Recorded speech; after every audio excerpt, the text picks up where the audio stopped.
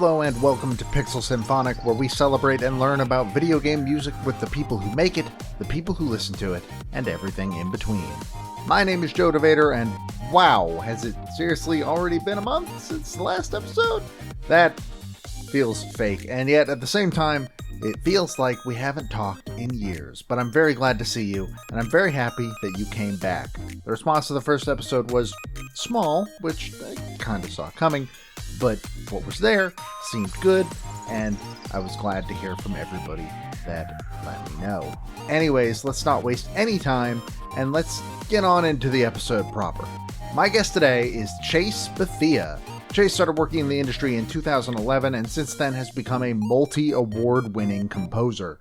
He's spent his career working on games across a whole plethora of genres, from horror titles like I Can't Escape, survival crafting games like Aground, or puzzle games like On the Peril of Parrots. In 2025, he won the International Architecture and Design Awards for Original Music and Sonic Branding for his work on the game Aground Zero, and most recently has been hyping up his soundtrack for the upcoming Supernatural Caribbean game, Duppy Detective Tasha. I first became aware of Chase in 2022 through his work on the visual novel Reality, a game about a VR MMO that was more than it seemed. His soundtrack for the game was extremely interesting, particularly in how it dynamically changes some of the track's instrumentation based on choices made by the player. I covered Reality for my previous show, Original Sound Chat, and to make sure I had plenty to talk about when I did so, it was one of the rare occasions when I actually had a chance to contact and speak to the composer directly, which is a large reason why I still hold that episode as one of my personal favorites. So, 4 years later, when putting together the bones of what would become Pixel Symphonic, I had a whole list of folks I wanted to reach out to, and Chase was near the top of it. When I made the Pixel Symphonic Blue Sky account, I followed a bunch of composers just to get myself started, Chase being one of them. So imagine my surprise when, shortly after this, he DM'd me. He said he wanted to be on the show before I had even made my first post, before I even had a logo, and this obviously blew me away, and of course I jumped at the chance. Who wouldn't? So without further ado, I hope you enjoy my conversation with Chase Bethea. I walked away from this interview absolutely pumped. Chase is a really fun guy to talk to, and he has a lot of thoughts on video game music, including something I consider to be a moment of personal vindication. So, let's jump on into it. Okay, so, as you remembered, right before we started, we have actually spoken, not like vocally before. We spoke back in 2022 when I was doing my old show, Original Sound Chat. Right. I covered Reality for one of my episodes, which I do think that is probably, that's an episode I still think about nowadays as well. Like, it's up there, I think, with some of my favorite ones to do. Thank you. So I guess the first thing I would like to ask is, how did you get into music? And then sort of because there's converging paths here, right? There's how you got into music and there's how you got into games. Yes, I just answered this question earlier this week, so I am prepped for this. So, how I got into music was my mom had. It's always mostly been in me. There's a story between my mom and my father that my father said I was in the back of his car, and I must have been only 3 years old. And he said I was singing the song by Quincy Jones, the 7-minute song called The Secret Garden. He said I sung it like I wrote it. And for a child of that age to know all the people that are, all the artists on there, Chico DeBarge and Barry White and a bunch of other artists, 7-minute song without any lyric sheet or being taught anything, it's kind of interesting in my mind because I don't remember the thought, but I do know the song very well to this day. Like, it's interesting. Later in my adult life, I had this weird feeling where then I heard it, I was like, oh, I like that. My dad's like, you don't know that song? You used to know as a child very well. And so in my adult life, when I talked to my mom, I said, well, mom, like, because she's the musician in the family, I said, did you teach it to me? She's like, no, I didn't teach it to you. You must have learned it on your own when I had it playing on in the house or something. So I learned it on my own, and then to be singing my heart out in the back of my father's truck is very interesting. So I quote, how I got into music, I guess, would be just in me. It's I was born with it. But I did my first instrument was alto saxophone in fifth grade to seventh grade, and I was first chair by sixth grade alto sax, and then I was also in choir. And then I didn't play an instrument for several years until I got to community college in Moore Park, and then I learned classical piano, and well, then I moved from classical piano, and I took all levels of musicianship into uni. And so I took jazz music. I took musicianship 1 through 6, and 6 is the highest you could ever go in uni. And I passed, so that's all my musicianship levels of understanding music to the level I understood. And I was the implied program before I transferred into uni. I was in the community college, so I was playing classical music, and I was also the conductor's assistant, which I was his first assistant ever, even though he had had the orchestra for 20 years. He had never had an assistant before. But because there was no piano ensemble and there wasn't really much piano to play with in the orchestra, I he trusted me enough to be the first assistant of him ever. So I set up the orchestra and I pass out parts, and understand I would sit with different parts of the orchestra and understand what really how the sound got to be the sound that it was, from everything from every rehearsal per week to dress rehearsal to performance. I did that for 2 years, and I set the precedent pretty much for anyone who came after me to be an assistant that he trusted. So that's how I got into music. How I got into games, and depending on how I tell the story, is usually I was working at Lens Crafters while I was in community college at Moore Park, and then I met someone in the Lens Crafters lab. I was one of the few employees that was cross trained. It's very rare. You can make the glasses and sell the glasses. They don't do that for everyone. You have to just kind of have a personality skill, I guess, for it. I didn't want to be on the sales floor. I love being in the lab. Nonetheless, I met someone, and he said his uncle was working in games, and I was living in LA at the time. And sure enough, his uncle got me an internship at Mobotori, and I was working on Zombie Wonderland 2.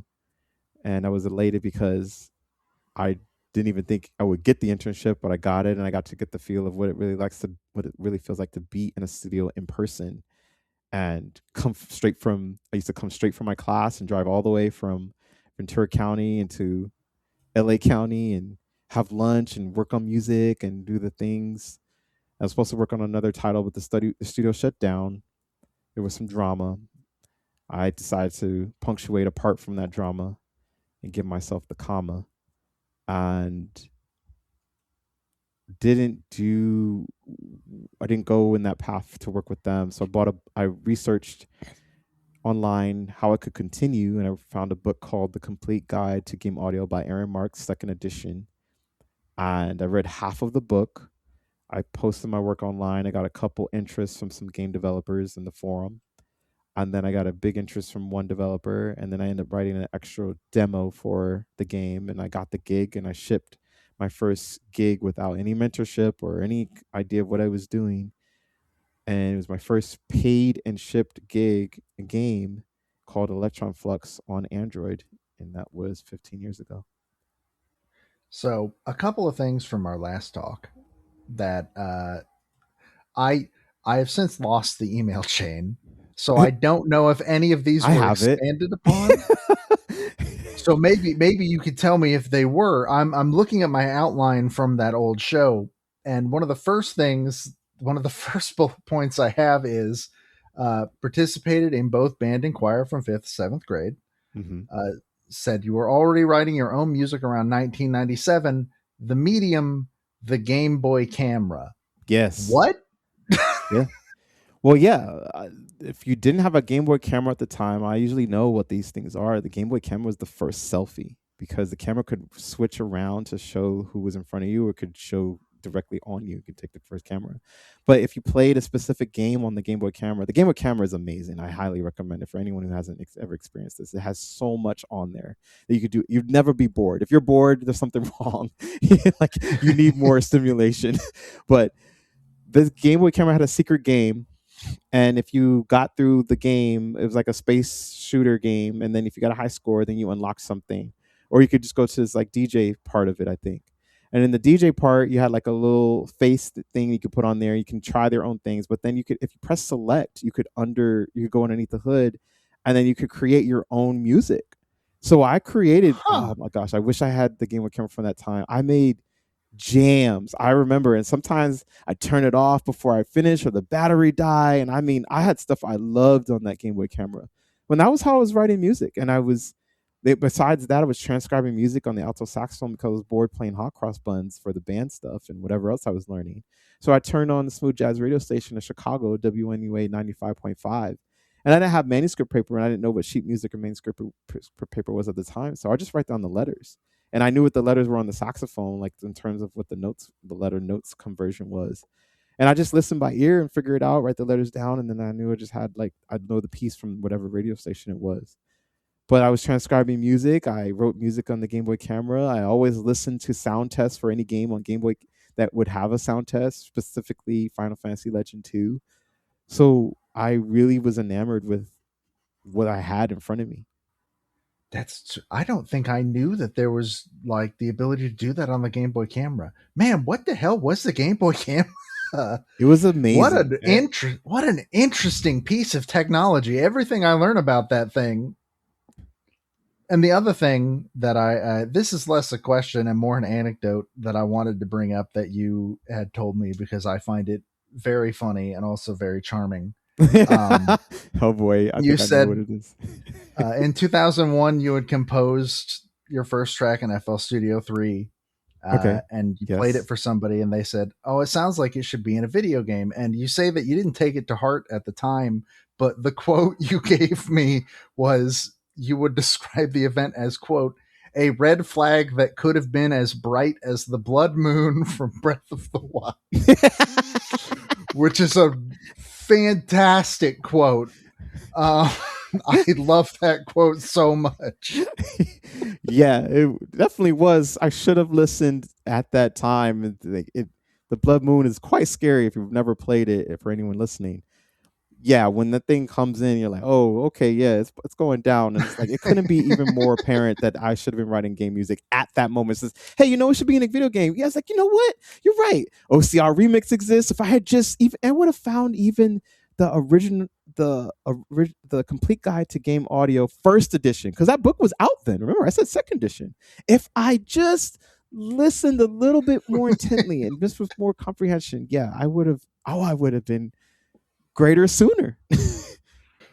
Just that's such a I'm trying to think if there's anything in my life that has ever been that like, oh, the universe was trying to tell you something. Just Absolutely. I I had to bring that up. I That story is so good. I really really loved that. So you mentioned Final Fantasy Legend 2 Mhm. earlier as a soundtrack that really sort of stood out to you. Are there any others that you sort of found like that you kind of pull inspiration from, like even now, like ones that really stuck out to you as a kid? Now, not anymore. But my inspiration as a child, I discovered there's a soundtrack on the 1996 Tomb Raider. So if by accident I accidentally pressed like the open button before putting the game and letting it load, and I realized there was a whole soundtrack of the game on Tomb Raider disc, like the actual game, and I played through and thinking, oh, I could just, well, it was CD, so they brilliantly put the soundtrack on there, but you didn't know unless you figured out that the PlayStation was a CD player, and but I didn't know the soundtrack was on the game. So I used to listen to that if I wanted to listen through the different pieces from that game. I also recall loving and being completely enamored with Turok Battle of the Dinosaurs. I listened to that actually that's on my video game music workout playlist. So I listened to that as well. I eventually in my adult life of doing games, I found Tim Follin, so I would listen to Echo, Defender of the Future Yeah. on PS2 and Dreamcast, but also his Pictionary and his Plock, and along with his brother Jeff, rest in peace to his brother. And I also discovered I would also have Stargate on Game Boy I would listen to, and of course I'd hear Ocarina of Time that I would hear as well, Koji Kondo and the other composers that also participated, but also Sashi Hamayuzu and Yuzu Koshiro for Yuzu Yeah. Koshiro specifically, and I'm one of these people that Koshiro-san actually acknowledged when I did this article many years ago of the breakdown. But Koshiro-san's music took me away with Beyond Oasis on Sega Genesis. And Beyond Oasis, a lot of people don't know, was supposed to rival Legend of Zelda as the first open world game for Sega Genesis. And Koshiro-san did some masterful stuff with the FM to make it in our orchestrated form. People really know his stuff from ActRaiser and, of course, Streets of Rage. But his skill set for making an open world type of adventure style music was so great to me. I ended up writing an article about it through a different game music, like I think site or something that, so I think it's like 10 years ago now. And that article got me a follow from him on Twitter X. Yo. Yeah, when he's like, I was really Damn. impressed, like how you got the breakdown, and like talk about being acknowledged. I was thinking, wait, you like the article that I broke down? You realize that I saw what work you did for Beyond Oasis, and you like this? It's just, you talk about being vindicated by the peers and the thing people you grew up with. It was just, it was an honor. See, I'm in this weird position where like I also am a very big fan of Koshiro's work, though I don't think I've heard Beyond Oasis. I should check that soundtrack out because Oh, I'm you for have to. me You need it's to play the game. that too, honestly. Uh because for me ActRaiser is my big Koshiro game, but also his more recent work on Etrian Odyssey Hmm. is extremely good. He is very very good on those titles as well. Um, I'm the kind of person where like if Yoko Shimomura tomorrow posted something about me, I would be in this weird position where it's like I'm both elated and also I need to delete all of my presence on the internet right now. I can't let her see any more about any more of what I have. But like I've had one experience like that where on the old show we talked about Snake Eater, and we'd already done Harry Gregson Williams for MGS2, so we needed somebody else to cover, and obviously you covered Cynthia Harrell, vocalist of one of the most iconic goddamn vocal songs in video game history, and Right. she saw that episode and like messaged us and was like, "Oh, thank you so much, that was so cool." And I was like, "Oh, yeah, thank you." Okay. It's a weird feeling, but it's not. It's very cool. So I definitely feel you there. Yeah, it is a cool feeling. Even the original actress from Tomb Raider, Shelley Blonde, before anything, I think I posted something. I think someone had followed, and then she followed me. I was thinking, you have no idea how much this means to me. I used to make remixes of her voice for things on stuff, and it's like, well, you have my total attention now. I'm not quite sure I've got yours though. Hello, and I'm like, yo, Shelley Blonde follows me on Twitter X. When I used to be on the platform, it's just, yeah, you get the geeked out moments. You get the geeked out moments, and I've had many. I've been fortunate to have some of the composers I've grown up with, like even the Turok Battle of Dinosaurs, Alberto Gonzalez McAlby. He gave me a follow on Twitter X at the time. And I mean, even recently, I posted my GDC pictures, and he liked it. And I remember even remixed some of my stuff to make it better. And it's such a cool feeling because like this is the music I grew up with theirs, and then they're recognizing my work as a video game composer in this time. And even one of my other favorite video game composer, Jesper Kude, just seeing me at GDC a couple times, remembering who I am, always saying hello, always being kind, always being supportive, even of just and taking the time, not having an ego, not having an air about himself like some of the other composers I've met in the industry, and just being genuine is it means a lot. And those are the quality ones that it's just like if they've recognized me, the ones I grew up with, to say, yeah, you've got it, I didn't even expect that, but it just empowers me more. That I can imagine. That sounds rad. So speaking of your work, getting into some of that, the first thing I want to mention is so I did as much as I could get my grubby little paws on. I did go through and listen to basically your whole discography as far as I could find Oh, thank before you. this, just because I mean it kind of just made sense to me. If I'm going to talk to somebody, I should probably, listen to all their music. And I had listened to a lot of it already before. And Mm, one thing that really was struck out to me is the sort of variety of genres that you've worked on. You've worked on yes. a horror game or two horror games, technically, I Hmm. guess. Yeah, you're right. Like puzzle games. You've worked on a pirate game, which we will talk about one of those tracks here in a bit. Okay. Visual novels, just all sorts of different, like a survival game. Is there any part of you that when you're pitched a game to work on, is there a part of you that really jumps at the chance to like, oh, that's a genre I've never worked with? Yeah, let's try that. I usually don't know until I'm talking through the project with the person that is interested in collaborating with me.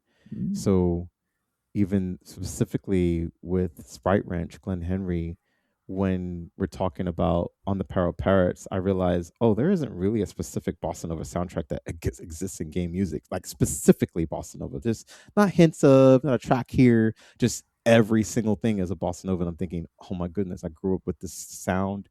I love this so much. I get to do it, but oh my God, the pressure to kind of bring this into game music and make it fit the game is unprecedented in a way. How do I do this?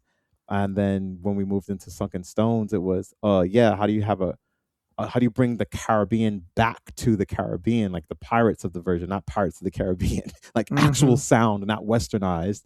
And then even now with Deputy Detective Tasha, I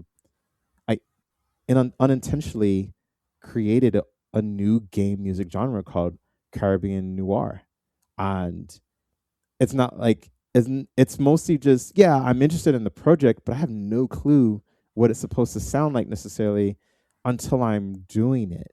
And it's only specifically I found with working with Glenn that that's the case. There was times before where it's in, okay, I have an idea and you kind of want this, and okay, I can complete that sound, and I go about it from the other projects. But with this specific person, it's been a bit different, and I like that because that's what is, like you mentioned, you recognize the variety not just within the game project but the sound itself. Mm-hmm. And that's why w- other podcast hosts had given me that title of the Swiss Army knife of video game composition, but I had decided that if I was going to do video game composition, that was the goal, was to be able to be versatile, to be able to write in any style, to not be pigeonholed or put in a box, because that's the whole point I got in the game music, because I didn't want to be in a box. I want to do every style. I want to conflate styles. I want to write something that fits the game more so and is memorable for years and years to come. And I'm so glad you mentioned on the Peril of Parrots because listening through, that is the one that stuck out to be the most. Mm, Because, like you said, there aren't a lot of game soundtracks that are just entirely that type of sound. right. I genuinely like I can't think of one off the top of my You can't head. think of one exactly. Like that's it's very interesting that you mentioned that. So when I was listening through, that is actually I think my favorite of your soundtracks. That's the one that I really attached to, and I've listened to a couple of times in the past week, just at work. It fits really well for that. So it is extremely interesting to hear that the thought process there was, well, I kind of want to make something that sounds different from other like games in the space.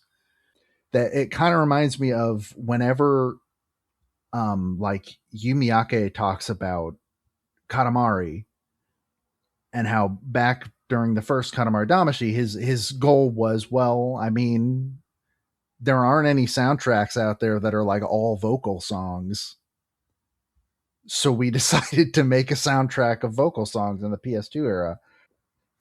that's really interesting. And also Sunken Stones, as you mentioned. I did want to ask though, Mhm. because the main theme of Sunken Stones credits a vocalist in the title, but there are two vocalists in that song.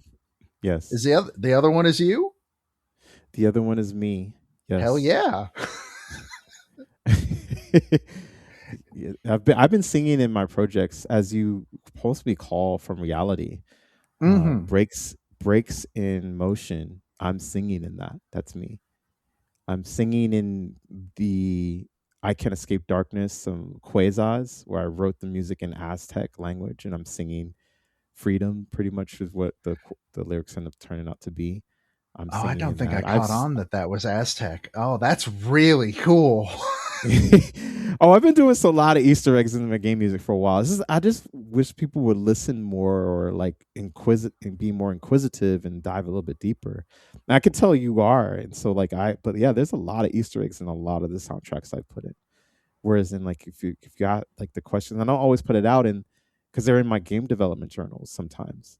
But no, like there's that. I've been singing in I think the first debut of my game soundtracks I was singing in was definitely I think I Can't Escape Darkness, because Quasars was the one I was like, okay, I'm going to sing this.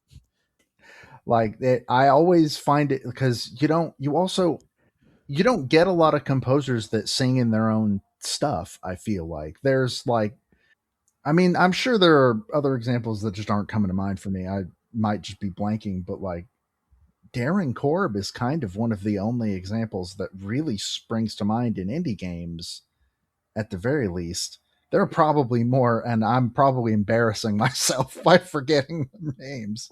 But I personally just want to say that I think that's very impressive and neat to hear every time it does pop up.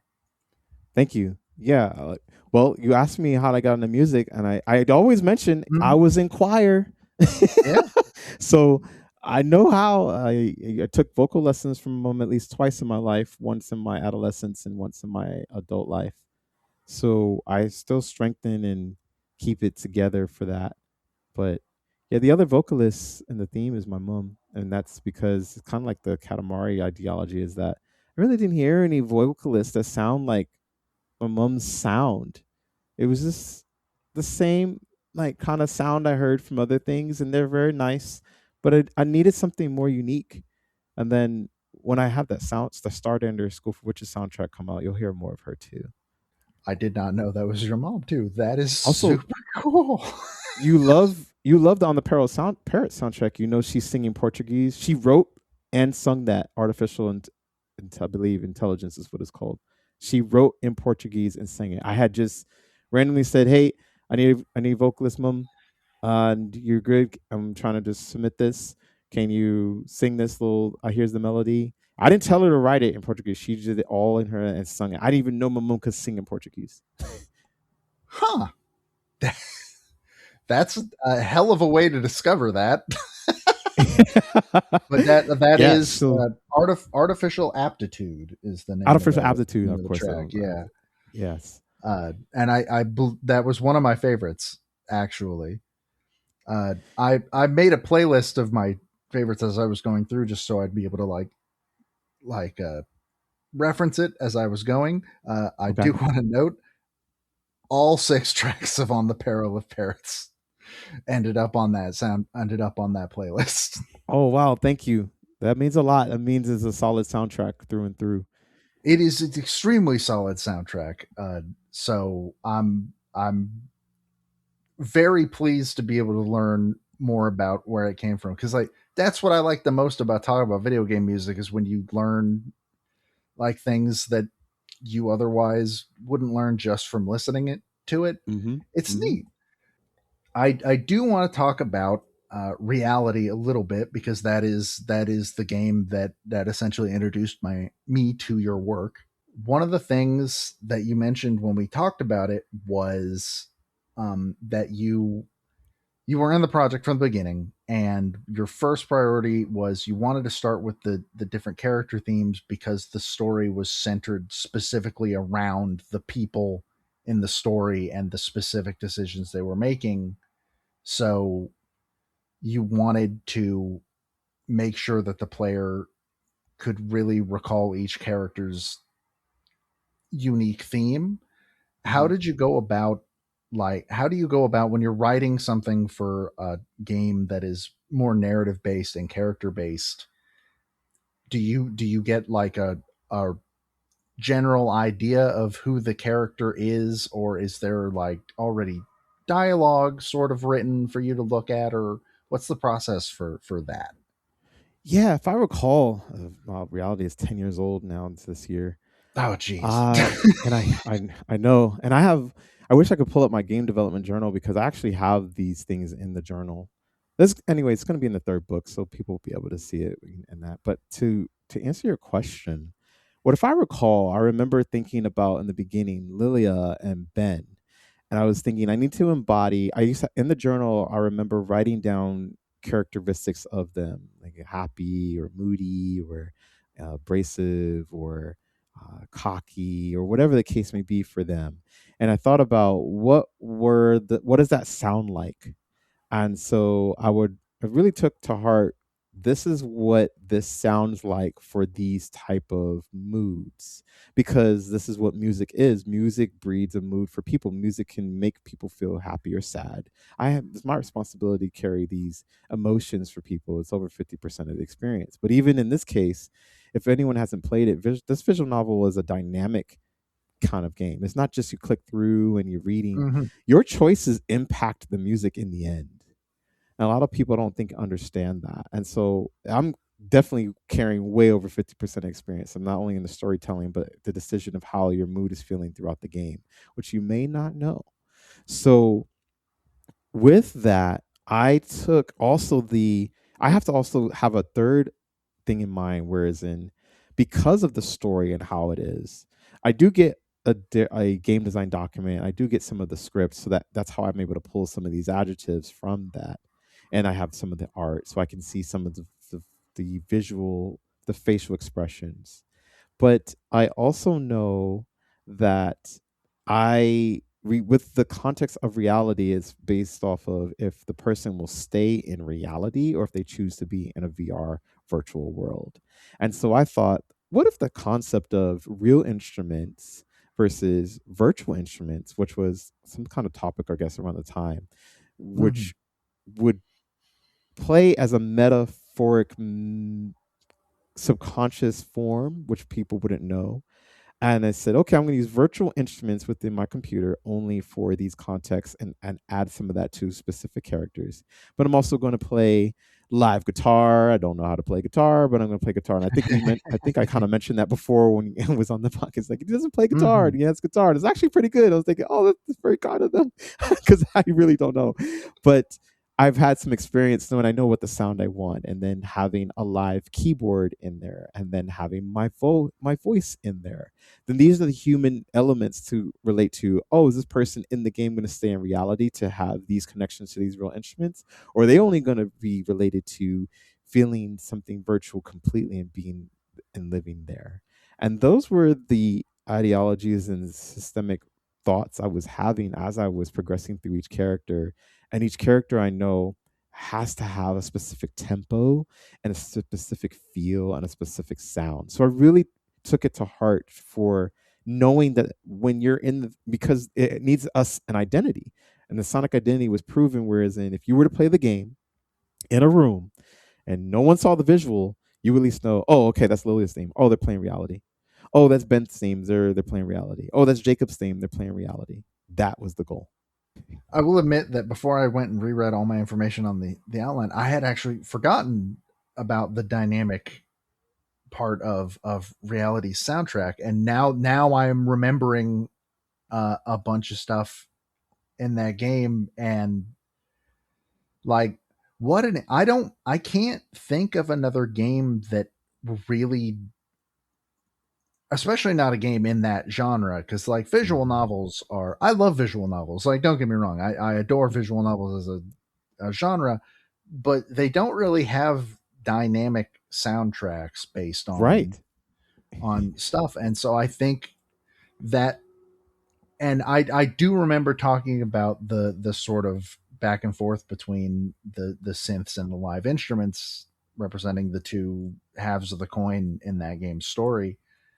That is such a cool way of doing music in a visual novel. So definitely props on that 100%. Thank you. Thank you. You'll be, if you haven't played the game, I think you'll be more impressed by the time you reach the epilogue. And even if you listen to the epilogue, listening to it in the linear form is cool, I think, in mine, but I had designed it based off of the limitations of the actual game engine. It was in RenPy. So RenPy didn't have any audio middleware links. There was no Wise, no FMod, Miles Sound System, Krill Audio, Fabric. There was Cryware. There was none of that to to rely on. No Elias, none of that. And I had to think of a dynamic system and write it in the journal, which I still have, and say these instruments, this guitar and this voice will go here based on the decisions that player specifically made that will conflate to be t- only specific to your ending. So however you played, those instruments would only play for your ending. It would not be the same for anyone else. It's just not possible. And so even when the story I usually tell is that I remember one of my closest friends called me. I've been friends with him for like 30 plus years. And he said, "Yeah, so you did it." I was like, "I did what?" He's like, "You made me cry." I said, "How?" he said, he, I said, "How?" He doesn't ever cry about anything. So he's like, "Man, I cried." He's like, with when I have the story of Ben and I chose the things, the instrumentation at the end for me brought me to tears. I said, "Really?" He said, "Yeah, you did it." I said, "Wow." That's when I knew the power of dynamic music in that, and without, like I said, not knowing, just knowing the basic of. Remember, I had to do it on paper to make it happen, and then work with the programmer. I have nothing nowadays. We have the tools of the yin yang to kind of make it go how it needs to go. But to know that I was able to do it on paper and for it to have that impact emotionally for my close friend who never cries, showed me that okay, I know I did. I know I achieved something here with art. As somebody that puts a lot of stock into art that can make me cry, um, I, I definitely understand that being like that's how I know something has emotionally impacted me. So that's uh but that the story of basically having to, from the sound of it, essentially brute force the dynamic system into Rempe, which I've used Rempe a very little bit, so that makes sense to me. Um, Mm. in our last talk, I had asked if you had any advice for future or other like starting composers trying to get into the industry, and one of the things you brought up was test the music in the game engine. Uh, can you speak a little bit on why you feel that is important? I absolutely can.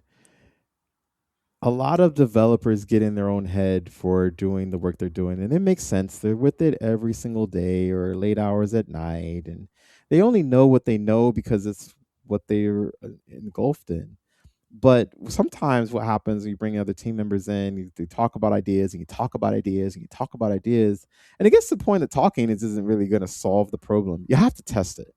And so this is an art testing type of thing. And I understand that it's mostly just if you're trying to hear something musically and visualize it in context, but I'm thinking, why would you do that if you could just instantly implement it and see it in context? So if I wrote it and knowing that it's supposed to be in context, test it in context. Like that's it. It's really simple. Don't talk about, well, I think it's gonna work this part here. No, no, no, no. I didn't write an album. It wasn't on a standalone piece. This is another piece of art going with another piece of art. So we need to test it to see how well does it fit. I know it will work because I have the instinct for it. But it's you have to see that it will work the way I see it works. And you can't do that without putting it into the game engine to test it out. So that's why I always say test it in engine, because what I found is that a lot of people talk around and they're like, oh, well, this and that and this and that. It's like, but Okay, you're talking about it out of context. Did you see how it fits into it?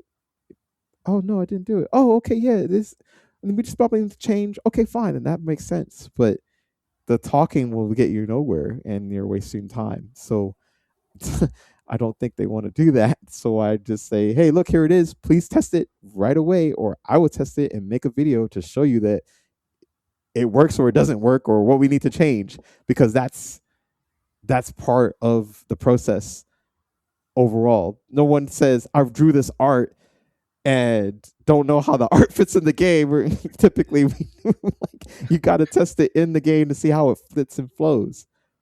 Same thing when you're writing a script, you got to see how it fits and flows with the art and the script with it. Everything has to be tested. So music is no different. And I, even outside of testing, I am somebody that fully believes that, like, especially for video game soundtracks, hearing it in context is incredibly important. Um, I like the example I always use is one of my favorite games is the game To the Moon. I don't know if you've ever heard of this game. Hmm.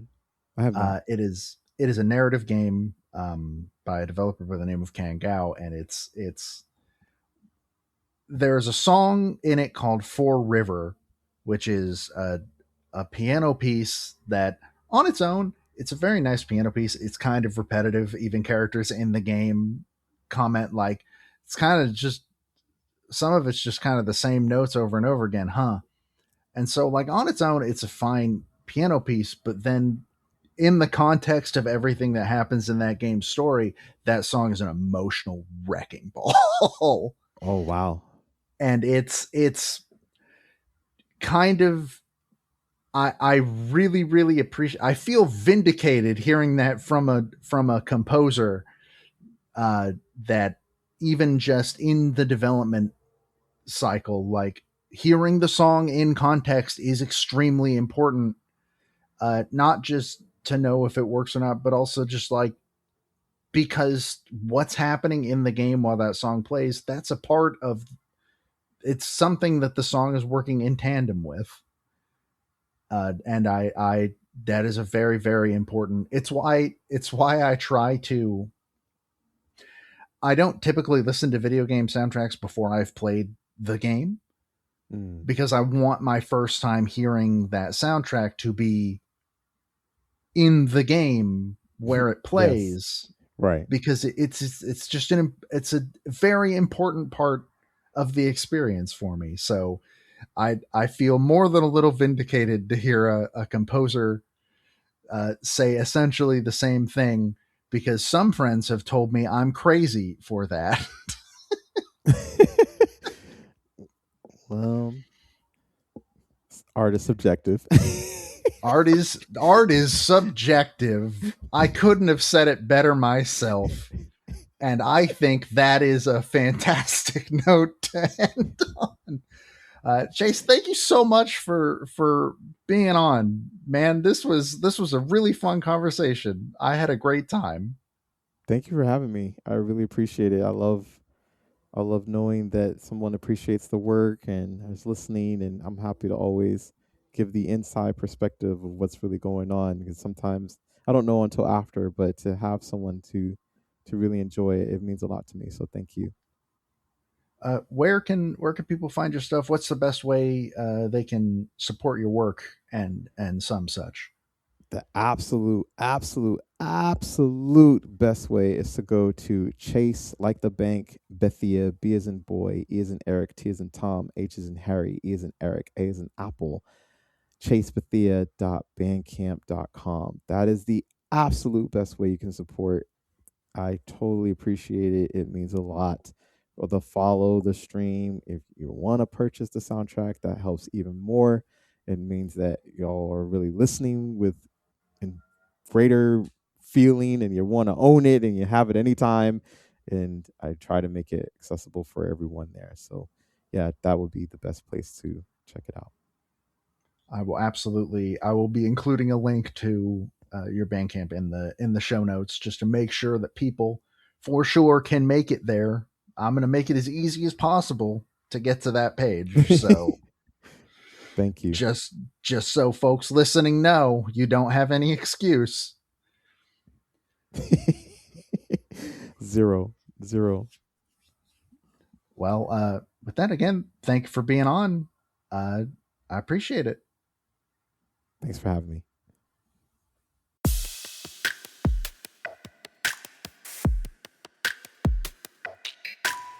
And that does it. That's a wrap for this episode of Pixel Symphonic. Special thanks to this month's guest, Chase Bethea. It seriously meant a lot not only to speak to him, but also that he was the one who reached out to me first. I didn't expect that to be the case for pretty much anybody, and it was the most welcome surprise I've had in a while. I hope you enjoyed listening to our conversation as much as I enjoyed having it. You can find links to all of Chase's stuff in the show notes, including a link to his Blue Sky, and more importantly, a link to his Bandcamp page where you can support his work if you so choose. Next month, we'll be talking to another composer, Alpha Chrome Yeo.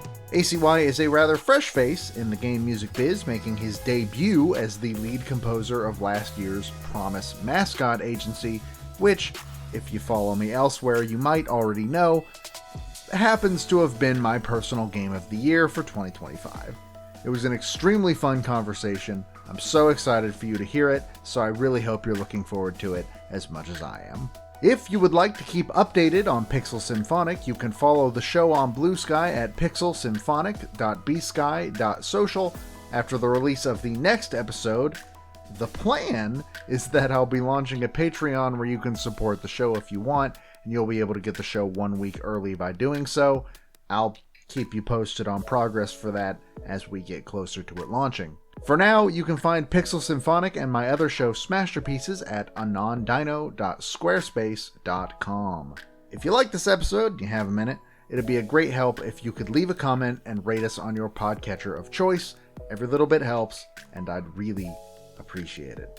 The music featured in this episode was Candy Step and Midnight Trip by Nor. To play us out, I asked Chase if it would be okay if I played the full thing of one of his songs for the game on the Peril of Parrots, and it kind of felt right for that song to be Artificial Aptitude, which, if you remember from our conversation, he mentions features vocals by his mom singing in Portuguese, which is just cool to know.